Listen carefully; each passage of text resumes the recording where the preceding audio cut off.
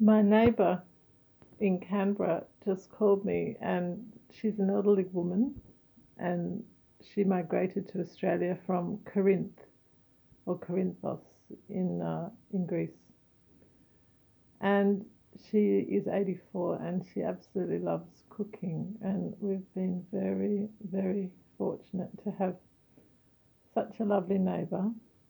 We help her and give her cooking and different forms of help, and she's always been very, very kind and given us some lovely cooking and different,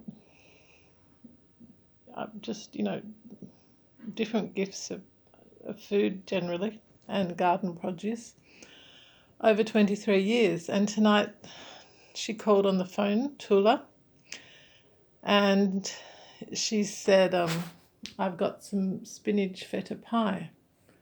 And I love spinach feta pie, and I think most people do. I grew up with many Greek families in Randwick in East Sydney, and I love Greek cuisine. I've been to Greece, and it's very similar to Middle Eastern food. And my family in Canberra is English, Middle Eastern, Australian, and it's the similarities. There are so many similarities between Middle Eastern cuisine and Greek cuisine because they're both, they're on the Mediterranean. And there's been so much trade for centuries. And here's a little flower she gave one family member yesterday from her garden to give to me, which is very sweet. So we've had lots of these simple, lovely gestures over 23 years. I remember when we looked at the house and I looked over the fence and I saw a feta cheese bucket on the washing line to hold the pegs. And I said, looks like a Greek family, yum. And I was right, and they came and spoke with us, the couple. And since then, the husband's passed away.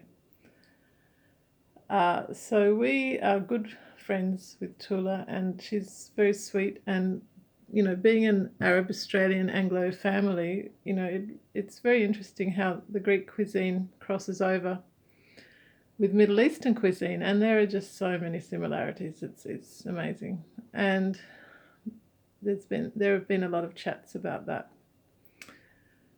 So here we are tonight with a dinner-sized plate of spinach. Well, I think you call it spanakopita, don't you? Tula's made the pastry herself by hand with a rolling pin with a large pan. She usually does one or two big pans, they're like 80 centimeters diameter.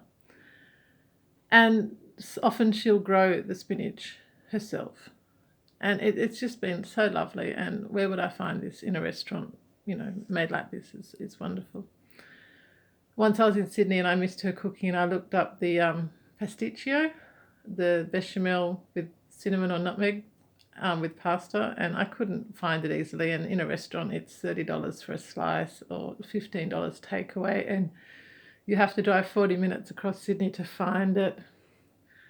So I know that one day I'm going to miss Tula, and I don't want to miss her. She's so lovely. So I'll just pause this and then I'll open it and cut a slice. So when I was young in primary school in Randwick in Sydney, a lot of the girls at school were Greek. Maria Parakis and Manuela Kalagianis and Anna Racis and Gloria Racis and Spiros Racis.